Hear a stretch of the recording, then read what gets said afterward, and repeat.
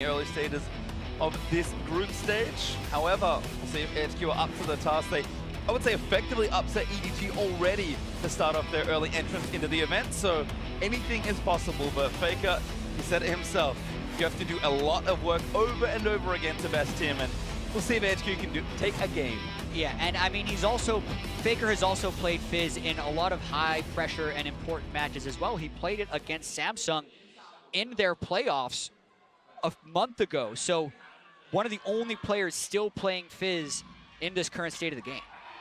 Certainly a confident player, has a lot of champions and a long history at winning, especially here at Worlds. We'll see if he can continue that trend with his team, or again, if AHQ have something to go. Chawy is in, and he's got quite the challenge against him today. He, I guess, asked to be counterpicked by Faker, and Faker has responded with Fizz. Ask and you shall receive, of course. AHQ, it's not just Chawy that have the hard task here. They're all playing against the world champions. It's one of the hardest asks for them, and they were predicted to be fourth in this group. Yes, they've got victories, but now they're against the 2-0 top of the table opponent. Well, curious to see how the early laning stacks up. With a lot of refillable potions, as far as I can tell. That seems to be SKT. the new hotness. Yeah, Huni, surprised you didn't go Dark Seal refillable up there, but that's because Cho'Gath's one weakness in the early laning phase is his gank ability, so he needs that extra health. But this is all about efficiency for SKT in the early game. The double refillable, most likely the gold generation on the Lulu, since they're going up against a Janna, don't have to get all in. You can do the Relic or the Cull. They have different strengths and weaknesses, but that early laning phase for SKT, very passive. It looks like everyone just spread out right now. This will also be Peanut's first foray on Sejuani for this tournament. Had 2 Javan games in a row. AHQ decided to take that one off the table, so we'll see what changes are in store for him and his usually aggressive playstyle. And it is amusing to contrast when it's very efficient and passive from SKT, the aggression from AHQ with items, as we might find ourselves with an odd 2v2 at the start of the game. Yeah, I'm curious though how long they're willing to fight around here, because Faker's getting push in the mid lane, which means he will hit level 2 first on Chawy. And it's not like he's even successfully pushed off Peanut and Huni. This is just delaying the top laners and junglers' experience in this game. Yeah. Chawy abandoned because he knows it's actually... I think they're committed. It's too valuable for the mid laners to go here until one of them is level 2. So this is a 2v2 smite fight. SKT are losing. Peanut does have the permafrost, does a lot of damage when he autos it, but the buff now going to reset and walk back, and Peanut wasting a lot of time and still sticking around. You can't leave at this stage, right? Not really. It becomes whoever can get the smite first. If the Syndra can stack it up to 4, it's a better secure than what Gragas has. The top laners also say they want the experience. And if one guy sticks around long enough, you actually just have to abandon the red. If Mountain can get level 2 off the Raptors, he's good, but Peanut's going to walk over and harass this too. Oh, no. He has A, not W, so no AoE here, Sejuani. Oh, I'm not going to get the first one. Mountain grabbing another. If he gets all of them, he hits level 2. Yeah, you got it. Yep, Mountain got it again. I think Peanut has to abandon ship because the risk is too Peanut, high what here. are you doing? Oh, an auto attack. Face up. Mountain going to grab another The next one gives him level 2. All right, resets. Oh, he got the big one. Still gives him level 2 if he gets this one. All right, well, I think Faker's also coming up to join the party. Oh, Mountain got it again. He's now 2 in Peanut. He got the big Raptor, but he's still level 1, and now Chawy's coming up at level 3. Oh my god, it never ends. Huni's back. Welcome to Wacky Races. All right, well, we're going to go for this one once more. Mountain has to know something's up, and Faker's been pulled. Chawy did not follow, and now Faker going to get some harassment down. Mountain is still taking a lot of damage. The pop was already there. Faker going to dodge out from that spear by Chawy, and that buff goes over. Ziv late on the rotation. Doesn't make it over the wall, so he's going to keep getting harassed as well. Ziv could get stunned. One more auto needed, but not quite in range as Faker and Chawy still standing off. Unreal level 1 right there to just throw a wrench into the early game, because SKT is not known for these types of invades whatsoever, but they kind of won it in a weird way at the end. They got Mountain completely pushed out of the jungle. Peanut still secured red buff. He's going to have double buff early. Faker's catching a wave in his turret that is going to be fine after the teleport. They didn't get punished too much for that when it looked almost really silly by Peanut in the first place. An interpretive dance if ever I've seen it. You can make what you will, but ultimately, SKT are okay for it, and it could have been worse. I mean, if it's going to be anyone, it's going to be the more unpredictable sides of Huni and Peanut to pull something off like that. Faker, though, does TP back to lane, very far behind in CS currently. And Chawy, again, going to try and stay strong in the matchup. Like we said, for Fizz early, it is not good. Yeah, it is not good, but it also is so relying on Faker's ability to dodge skill shots, because at least before Lost Chapter, the Syndra has a very finite amount of mana. So I noticed Faker's playing incredibly aggressive, almost daring Chawy to burst him, but you can look at his mana pool right now, it's pretty low. So Faker should be able to CS relatively freely once the wave gets in a good spot that the turret's not trolling. Yeah, and that's the teleport advantage that he'll have. But remember that, like, the reason Faker is so significantly far behind at the moment was because he went to help in the jungle as well. So by pressuring out Mountain, it gives Peanut the red buff, and all of this results in mid lane being fairly far behind in farm. But you'd say it was worth it in the end. Has the teleport. Yeah, well, the gold is also up by 300 for SKT, so yes, Faker is down 100, but the advantages are elsewhere. Peanut's up 300 gold on Mountain.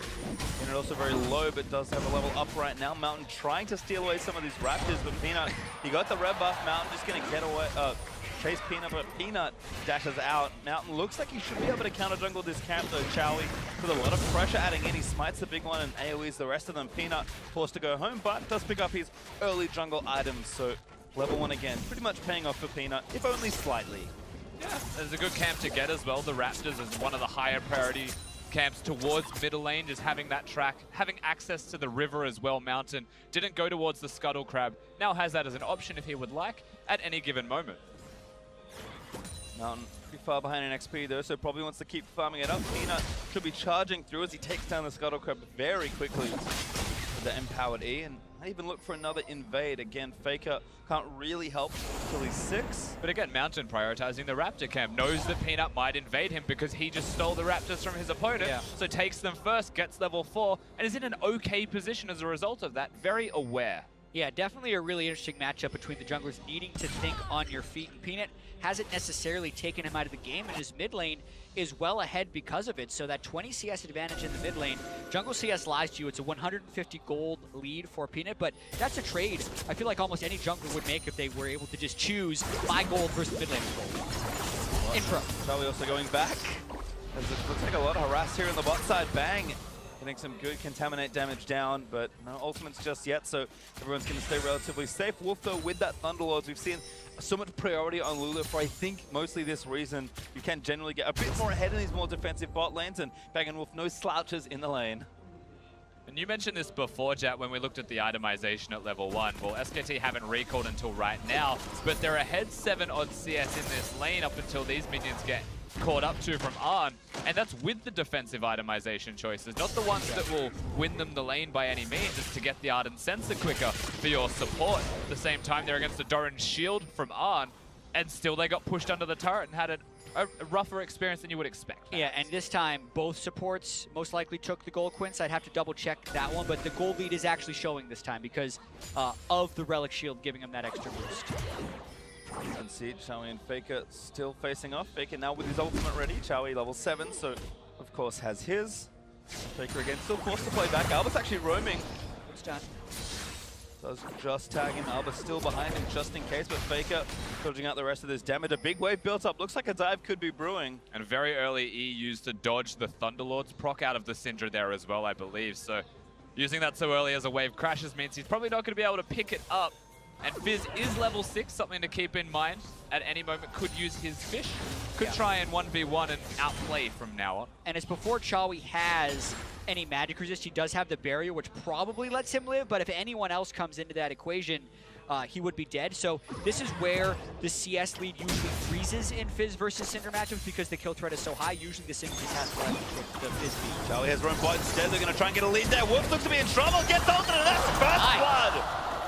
Everything thrown right before Wolf hits level 6 and taking that advantage mid lane and paying it towards the bottom lane. Faker was just keeping the wave at his turret, knows that Chawy has to respect it.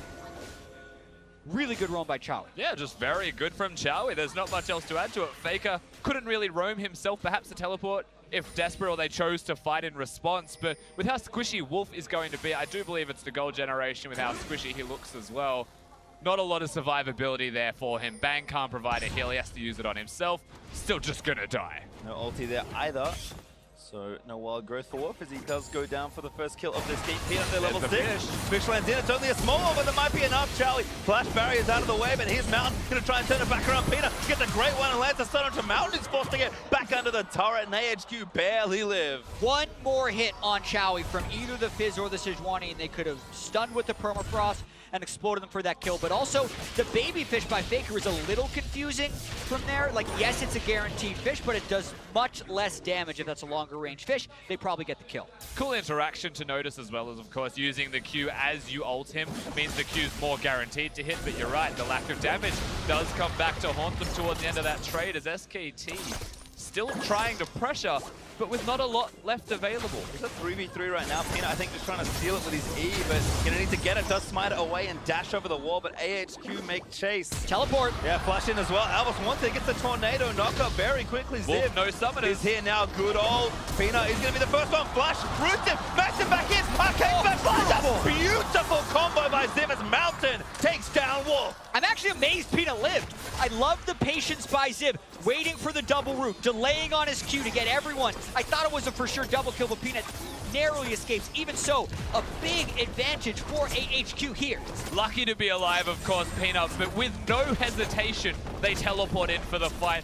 Flashing forwards as Janna is not something you'll often see in League of Legends, but proves to be successful here, knowing that Wolf just doesn't have summoner spells. And it shows good awareness of the jungler summoner spells in Ultimate as well, knowing that gank just happened in the mid lane, and SKT overreaches for that blue buff steal when they didn't have the defensive capabilities. So this is a very good job by AHQ to punish the SKT mistakes. SKT doesn't make very many of them, so you got to make sure you're pouncing when they do. Well, they get the first turret and the Infernal Drake as their reward. Huni will trade for the top outer turret, grabbing SKT's first of this game, but beautifully set up here as Peanut, just a touch too far. Yeah, uses the dash very early on into the trade. The teleport with no hesitation once again from Ziv, and Ziv's awareness. Firstly to use the ultimate, and then to know the distance between his roots and his twisted advance.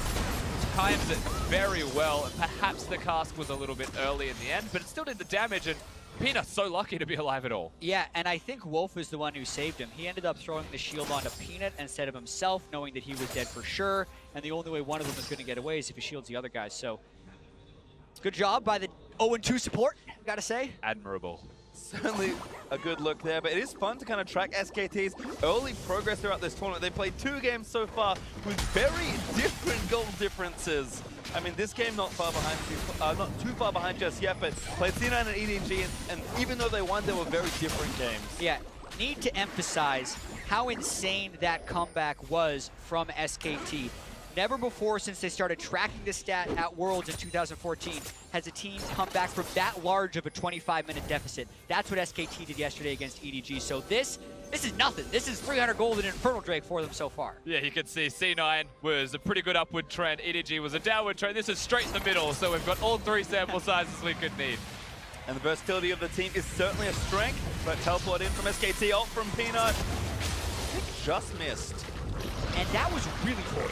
It did just miss. The max range was reached at the Sejuani ultimate, so it exploded through the slow field. But even the teleport was so far off in lane that they wouldn't be able to chain it together. So some disorganization coming here. Double TP as well. Yeah, they both used their teleport and both cancelled it at the last second. I feel like if they wanted to really force it, they could have followed through with the teleport. Fizz has flash and he has ultimate, but Sejuani throws it as they cancel. So to me, that's just a miscommunication from the SKT roster when trying to make a play.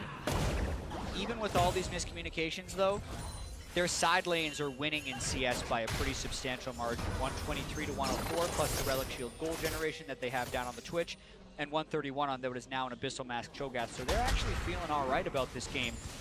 And now they're going to dive Ziv. Time to dive Ziv. Got a lot of health, but maybe not a whole lot left. Mana pretty low as well, as he's going to get stunned up. Twisted advance not enough, but the permafrost stuns him, and Faker going to try and nab the last hit, but it's Huni with a nom nom nom that grabs it. Yeah, very good from Huni to secure it. If he uses the ult, gets the feast stack, it's more valuable than Faker getting 300 gold realistically. So take it, Huni. Take it for the Cho'Gaths of the world. And they get themselves a kill SKT, so don't need teleports, it seems, to make a play. I mean, they're just going to keep cycling in here. It's now Mountain who's next up. Why is he there? Round 2, gets silenced, gets done. Goodbye, sweetheart, Mountain. Oh no, it looks like a disaster. Faker's going to grab it. And nothing AHQ was doing in response to that. Very dazed, it seems, in their response to that play. Freebie! Chawy picks up Peanut in the brush. Everyone gets some gold in this game. It was a bit of a mistake from AHQ, but Chawy gets a cheeky roam in to, pick up some slack. And Rusty, a surprisingly sloppy game from SKT so far. Like, these dives are nice, and this is what you expect from SKT. We're going to watch Ziv one more time here, try and survive, but Huni tanks it.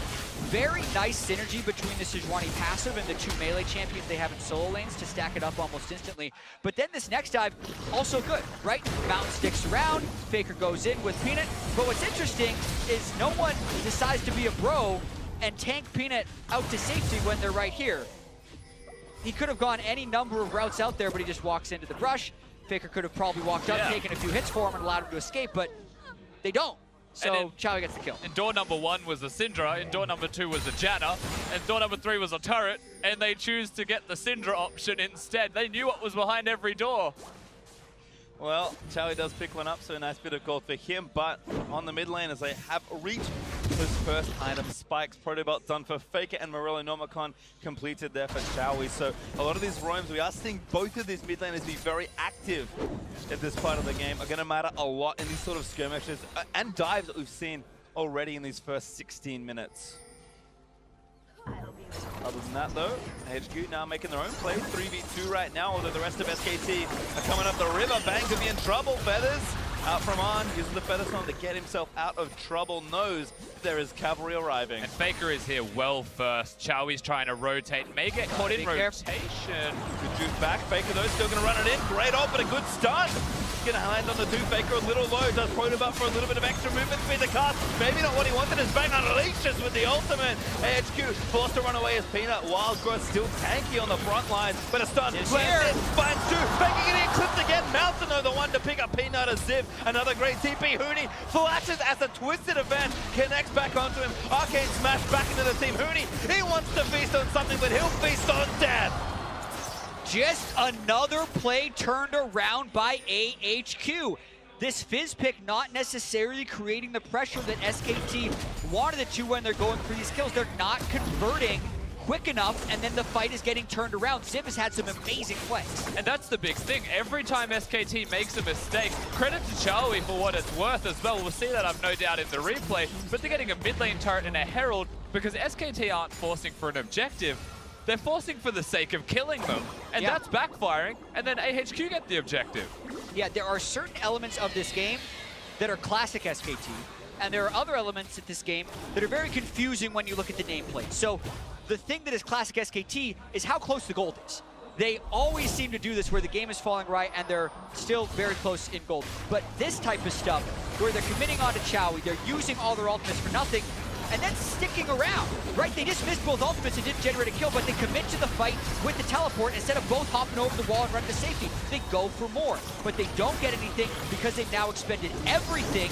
AHQ gets to turn around on them with Ziv and his patience following Huni with the twisted advance. Yeah, and Chawy twice hitting clutch stuns. Yes, it was SKT overreaching, but Chawy still did it. The twisted advance, the ultimate out of Ziv as well, locking them up at the same time. Very well done from Ziv to have that flank, and all of these things are still fantastic from AHQ ultimately, but SKT, you're still looking at that gold. It's about to tick over, just still fairly close. Yeah, and it looks like SKT actually picked up the Cloud Drake, they picked up the turret on the bot side, so absolutely still in this game, and still have a late game Twitch Lulu. Well, AHQ will get themselves up a turret still, as Arn should be able to finish this one off with a bit of extra AD from Albis's Janna. So sitting under 1,000 gold up for AHQ, but certainly still up. But the objectives are getting close. AHQ are ahead in kills, but again, especially in this meta, you need a big lead to open up a mid game. As Bang gets done, no combo to follow. And this is one of those disheartening things to watch, seeing a gold lead so close when it feels like SKT have made such big mistakes, but AHQ won't know what the exact gold amount is, and it'll feel like for them that they have a substantial amount of momentum and that they're winning team fights. And for me, that's something that will still carry through for them. The concern is that SKT may still be strong enough to match the fight, But for AHQ, that's such a big positive. Yeah, and I also want to call out an itemization choice. I really like the Executioner's calling from Bang, specifically against Janna. Twitch can apply the Grievous Wounds to everyone, and that greatly diminishes the Monsoon healing that resets so many fights with this pick. So I like how quickly he's picked it up, even before his Infinity Edge starts building completely. Yeah, and it's not the first time we've now seen Twitch as a pick against Janna. Seems to be the consistent trend at the moment that this is the best way to answer it. And I agree, Twitch with Ultimate and Executioner's calling smashes Janna's Monsoon. Well, we'll check back in with where we're at. Again, AD carries building up strength. You hit on Twitch. Oh, look at Xayah as on. That's not the Essence Reaver finish. So kept up in CS, I think, from a lot of that side wave and turret action that just happened for AHQ. So the gold is starting to, or the farm is starting to even up, excuse me. But again, gonna have to look for these fights. And SKT, even with a champion like a Fizz, we still find some great team fights as Faker eats a big old stun from Chawy. Yeah, we've seen enough of Faker on Fizz to not count him out in any of these games. He'll weave his ultimate through some insane angles and find access to carries, and that's going to be the question here. We know On can use the ultimate to escape some of the burst, but Chawy can't. If he can get those ults onto Syndra, that'll be huge. Faker's found Mountain, gets knocked up, almost knocks up On, but the stun lands in as Xayah will tank it. SKT booking it out of here though. But again, fighting for the purpose of getting a kill over Crux, which is just something that they were taking for free. Imagine if they lost that fight. Faker's got half health right now, and that's next to the Baron pit. It feels like they're fighting for control of Summoner's Rift more than anything else. And ultimately, it's an okay idea because it will give them a lot of pressure with a single pick. But this is the third time that it hasn't gone to plan. Ooh, Bang opening up onto Chawy though, but Ziv behind means that Bang cannot overcommit to anything there. In fact, Ziv, despite being very far down in CS, had some great map-wide influence so far for AHQ. Some clutch teleports 2 times in a row now with the Rift Herald. He's going to go down mid. Must have been expiring because that outer turret's already dead, but AHQ may just root for a push. It's going to be hard to get a lot out of this one, especially when they don't have great control of the sides. They have probably just to charge, not much else, but they have Fizz and Cho'Gath cut off. Good damage. Huni though. Oh, Faker also there. Going to spot him now with a sapling. Ziv. Let the Ultimate River, something bad were to happen. On a little far forward, trying to get damage onto the turret. AHQ though, decent damage, worth the Rift Herald usage, just a bit of extra pressure. Yeah, and it maybe was expiring, but a very good force to utilize it as best they could. Arn steps up and he can go forwards because he is the Xayah with the ultimate there. Sejuani was the one big threat for him because Faker and Huni were cut off, and that's the biggest win for AHQ ultimately. Yeah, and not counting AHQ out here when they are 1-1 in the group already. If they win this against SKT, moves into 2-1, and after the first week is over, they would guaranteed be tied for first in the group at least. So subbing in Chawy so far has paid off. He had that early lead on Faker in the laning phase, has carried it through, stuffing some of the engages when he's been the one caught out, getting some really big stuns. And one of the few mid laners to build the Banshee's Veil, yet another thing to guard against the Fizz. So we really are going to have to see whether or not SKT can make this Fizz pick work, because there's a very real reason why it's fallen off in the meta. We have all these games where you got these giant front laners, double tanks, sensor supports, and then 2 big damage dealers to try and burn through the tanks. Well, Fizz isn't going to burn through a tank. He's actually your throwback flanking assassin that has to now navigate that world through 2 tanks and also avoid the Janna. And get a Xayah who has the ultimate to deny the fish as well. So realistically, the Fizz pick is potentially just to try and, you know, enforce a 1-3-1 type of strategy because he has the teleport there. Chawy doesn't have that. And so I'd say maybe that's what they start looking towards. He's rushing Lichbane second. Yeah, as much as we're talking about Chawy and On, if he catches Albis, it's probably enough to win the fight, because that limits the disengage that SKT would be able to have and breaks that protective force that so many of the carries have had. These supports are very pivotal in these compositions. I think there are 2 great things at work here for Faker. One, this does seem like a very difficult game for Fizz, and it doesn't surprise me that he feels up to the challenge, taking the counter pick here. But Faker made his name in his first ever World Championship, playing Assassins and killing squishy supports. Yeah, and pastry time. As much as you want to talk about it, the goal's still pretty much even. It's 1 Drake to 1. It's a 1 turret advantage for AHQ, and SKT's right in. And that's the thing, we are really just waiting for this big breaking point in the game. Again, I'm sure the average game time for this world will be quite a bit slower than some others, and really teams that are just in good position. SKT still don't have the mid outer now with a 4-man seed. Are going to try and crack it open, and AHQ, no good responses. Mountain looks for the flank, can't find the angle. What a pipe dream for Mountain, I think. This is showing the pressure in the game is switching over a little bit. The fact that SKT just walked up and took what is probably the most important turret of the early game shows that they have the pressure and the wave manipulation to do that. The 1-3-1 with the double TP is starting to pay off here for SKT. Really threatening. Still good vision around the Baron as well. AHQ in a very predictable position for SKT to be navigating through. You can see the very cautious vision placed in certain areas. They know. Well, thankfully it's a Maokai that he face checks. Not a squishy, so AHQ will keep their top laner alive. Chawy steals the blue buff though. And SKT again still getting these lanes pushed up. Huni is very far down towards that bot side.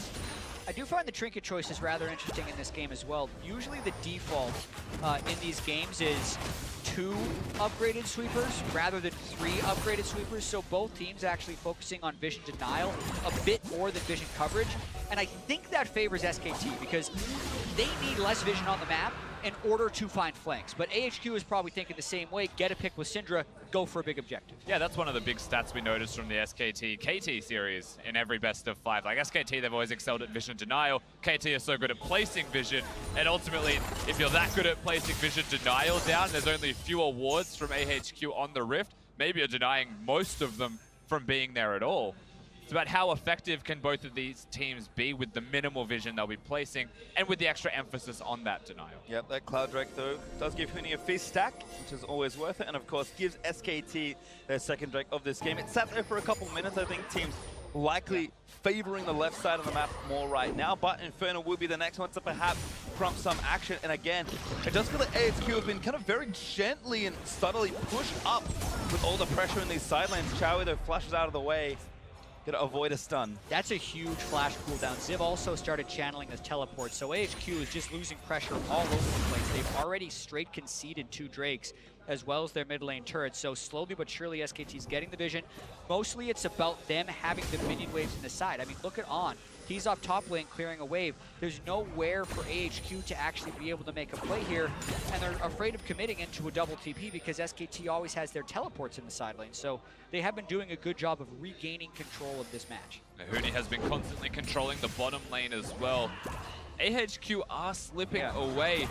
And starts to feel like they need to make those big plays. Exactly. Rusty, what do you do when you can't keep up with the 1-3-1? You force an objective, so they're trying to go on Baron, but the more they're indecisive, the more damage Huni's going to do to that turret, because SKT is not going to move until that Baron starts. They've done it. They've hit it at the very least. All right, they're going to start the Baron up here. Peanut in the area, and remember, if Cho'Gath is in, he can also try and feast it. He gets the turret in the bot lane. Down to half health. AHQ pretty hard committing to this Baron, though. I mean, Cho'Gath can teleport in with Fizz. They have to pull off. Yep, going back in again. Peanut stumps Mountain only. Huni now in the pit. Looks for a rupture, doesn't grab it onto Arn, who's going to poke back in. Baron also dealing some damage to SKT. Amusingly, at the end of all of this, whilst nothing happens, Arn's able to use Blade Collar against the Scuttle Crab, so they'll still have vision control in the end. Above all else, that's nice for them. And the inside track straight to the middle lane by forcing SKT. This is the first move in a few minutes that AHQ have done something very well. And how hard can they force? Because Faker moved top lane to extend that 1-3-1. And that means AHQ need to force his 5 to prevent losing more side turrets. There's one turret, but what do they do next? They need to keep going. Somebody needs to answer the pressure in top lane, or they need to go. And SKT might even grab an exit kill. Mountain body slams out from under the rupture. I mean, listen, we're going to run the same play. There's no Maokai ultimate here anymore, and the Lich Bane Fizz can get a lot of damage done. They're running all the way up through Baron, but in doing so, they're going to lose a bit of control of Baron here. Yeah, back to Baron is really risky when Faker can just walk straight down and have a flank just from where he was pushing in the first place, and they don't want him to utilize the Lich Bane, just get a turret for free, so they will push him back. You're right, there's a chance that Baron vision may be completely eradicated from this. There's already a ward in the Baron pit itself as well from SKT, so they were okay with this. That is a control ward hiding beneath the normal ward for the record. 7 hits and he gets rid of all of it. He's getting there. It's going to take a while. Slowly but surely. Mountain just slaps down a couple wards. But I heard he's 6 hits. One of them was already started. That's a lot of headbutts. Yeah. Well, Peanut actually now checking back with some vision, but AHQ currently have Supreme Vision in the pit with that control ward, and looks like Arn has actually gone back and finished his 3rd item, and Chawy has already done the same. So if it it really did feel like AHQ were waiting for something, and I think waiting for a mistake is just that against a team like SKT. So if they're waiting for a sign to say, hey, time to fight, Inferno Drake's coming out soon, and both your carriers have 3 items, AHQ, it is time to make a play. Yeah, we have to also ask the question, are they waiting for something, or is SKT blocking them from doing stuff? So now they have the items. They know they're losing the 1-3-1. They only have so many side turrets left. They almost have to do something rather soon around the Baron pit because they're keeping those side waves well in the territory of AHQ, and that's just going to give SKT more and more control until AHQ can force a play. Yeah, and you can see Huni once again back to the bottom lane, caught the wave where he is standing before it even hit the river. So you're absolutely right. The amount of control they've got on the bottom side of the rift is ridiculous. Maokai has to answer it. And now SKT get a bit of momentum because Ziv has answered it. Even though Huni doesn't have teleport, he's able to freely move around Summoner's Rift at the moment on the opposite side of the map. Yeah, that's the craziest thing to me. The fact that he pushed that wave that far off on the map without teleport means they have no fear of AHQ's ability to make a play at the moment, and he's showing once again when Ziv has the teleport advantage right now. He just needs to pull back to his base and HQ force. Faker can stun. Dip out from under. Chawy, not a whole lot of mana right now. Blue buff not on him also, so Faker continuing to be a pest here in the top lane. Also going to get harder as Faker moves towards his 3rd item. Zonya's think he has enough gold now for it, but hasn't gone back to shop just yet. No need, given all the map pressure SKT are getting. Infernal up in 40 seconds or so. And again, AHQ just keep being slowly pushed back towards their nexus. SKT do have to start selling off some of their auxiliary items to make sure they have enough control wards on the map, though. They have a refillable potion, a Dark Seal, and Relic Shield, which I actually think is a good item for the Twitch, but at least the Dark Seal and refillable potion should be control ward spots right now, as Vision is the utmost priority around Baron. It's tough to say, I think, exactly how AHQ operate as a team, but if we consider Westor being a player that is certainly known more for his responsibility in guiding the team, AHQ could use a little bit of guidance here as Faker just poking at Mountain. Mountain might try it, something here as Huni looking for Arn, good dodge out of the Rupture, and Huni actually taking a decent amount of damage, but bang, he is being very patient. Mountain open. Gonna get knocked up. There's the ult from Ziv. Locks up quite a few, but the stun from Chawy also good. AHQ reset with the redemption, but Faker, he's looking for a flank here, actually on the red buff right now, but now actually going in onto Huni. Huni forced to flush out. How nonplussed is Faker with what everyone else is doing? They're trying to do this engage, and he just uses all his spells on red buff. He got it, and now he might flank him. It might actually pay off here. Save the ulti for later, perhaps. Faker still with a flank, finds one at a tank. Oh, no! That's not it. Well, that has revealed himself. This is awkward. Yeah, still level 16 with blue buff. Infernal Drake up, all control on SKT's side. It's still working for them from here, but I think you bring up a great point, Page, time about not having Westor in the lineup. Yeah, the laning phase was a lot better, but the post-laning phase doesn't seem to have much purpose. I also feel like it's important to give some extra context here for AHQ's team composition, being that it's a Gragas Janna. They're very reliant on a teleport flank or ultimate or some kind of engage from Ziv. He doesn't have flash anymore, and so that one opportunity that I feel like they may have even had is gone, but they are so good at disengaging, which is why they want SKT to make mistakes coming to them. Ooh. He was spotted by the super, but this is way too late. Yeah, Chawy just got spotted, but that's not enough. SKT, a very rare mistake. Just give away the Baron. We're saying a lot of things about SKT being very rare at this, and we also have to consider the game yesterday against EDG when they were down 10,000 gold, so they are having a few maybe slow starts to the group stage, which we have definitely seen a lot of before. Gonna have to see if this ends up costing them, though, because even after Baron phase time, they're up 2 Cloud Drakes and 800 gold.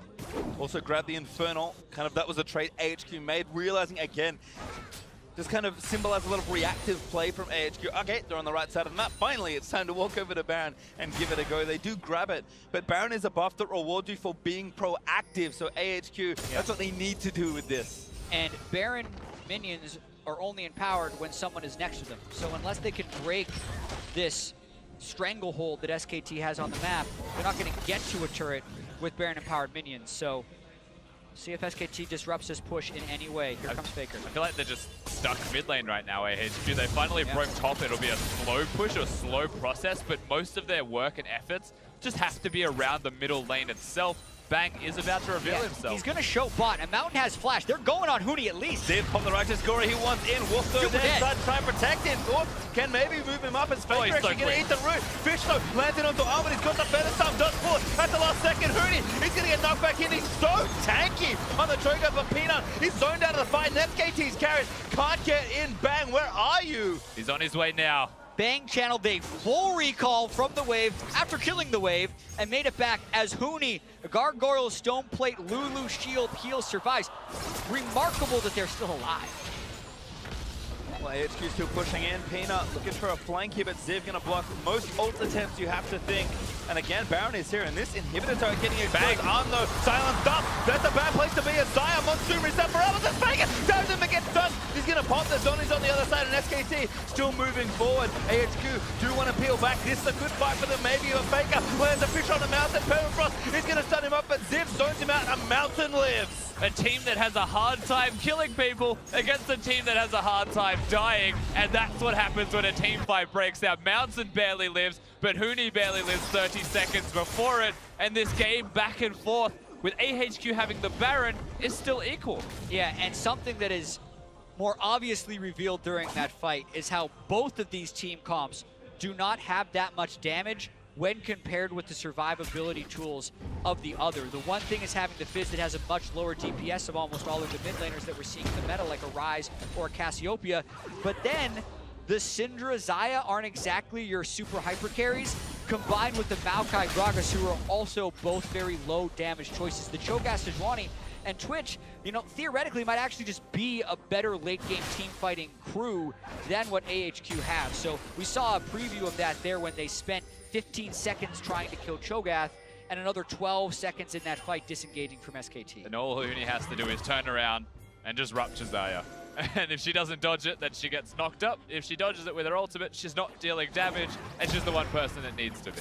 Well, there's a small change from the last fight. It's probably a big one. Does have a last whisper now finished, so might be doing a lot more damage. Faker gets stunned, fighting a flank. Great play from Chawy to pick that one off, and that's a turret by AHQ. They have the flank wards for now. He saw him coming, he got him too low. Faker can't go in when he's that low on health. AHQ maybe needs to commit to this siege, and the ult from Ziv is going to mean they do want to go for it. A stun doesn't need it. So Huni is trying to get out. They break the tower. Redemption back down to SKT, looking to unleash Bang in the front line, but he's only hitting tanks.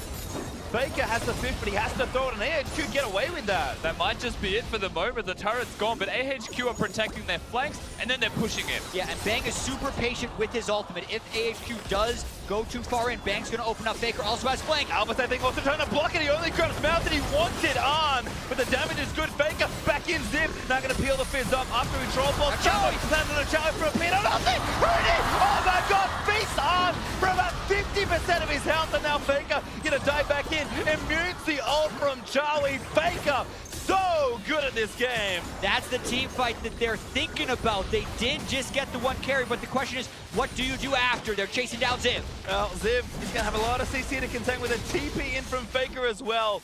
Gonna try and collect this kill. Ziv gonna knock him back, but he eats barely, not a rupture as Faker dives back in. Burst is good, and see you later, Ziv. Eventually, rupture lands. Faker grabs it, and SKT find themselves a fight. You hate to say it, but he should have died sooner, because that chase was lasting a long time, and the Elder Dragon time is now delayed 10 seconds with the Maokai, which means SKT could force that for sure, and it'll be a highly empowered Elder Dragon. Yeah, certainly the case. AHQ will have to recall right now. Chawy's lucky to be not spotted as Peanut. They're pushing mid lane, but Bang is bottom, so they might get the one turret. Again, not the priority for them. They want to actually set up for the objective, it seems. Maybe get some big item spikes. Yeah, it's now 11 feast stacks on show. That's one of the reasons it's important to make sure you're feasting the Drake every time your team gets it, plus get the champion kill. Doing a strong job of being a very big show in this fight. Speaking of champion kills from a Cho'Gath as well, my god, the amount of damage that he does when he finally gets on.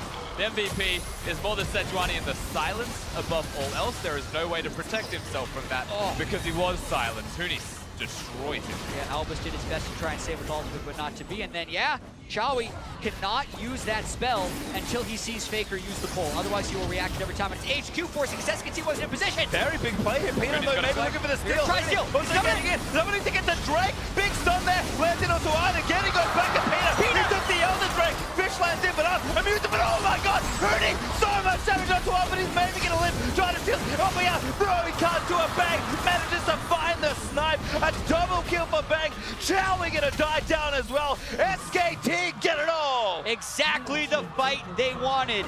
They get AHQ spread out. Faker finally is unleashed on the backline, and Huni did work that fight. All eyes were on the Elder Dragon.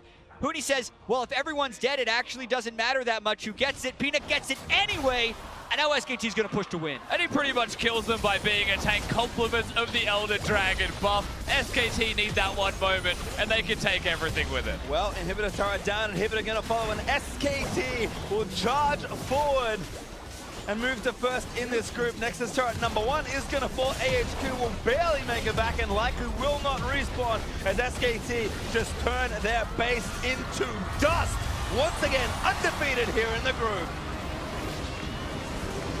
Yeah, when you look at this at the end of the week, you'll see SKT 3-0.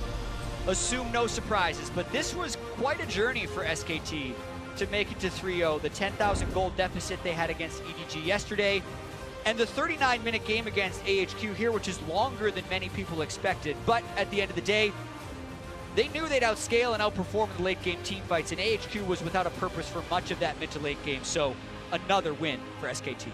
And we did see moments, that's always the takeaway. AHQ had moments of brilliance as well with their composition coming into play, with individual play from players like Civ. Mountain's early jungling, when Peanut pressured him, he was composed, he reacted nicely. There was a lot of other things we could take away from this. Even though SKT end up with the victory, it just felt like, you're right, the mid-game against the Korean team started to become a little bit too difficult.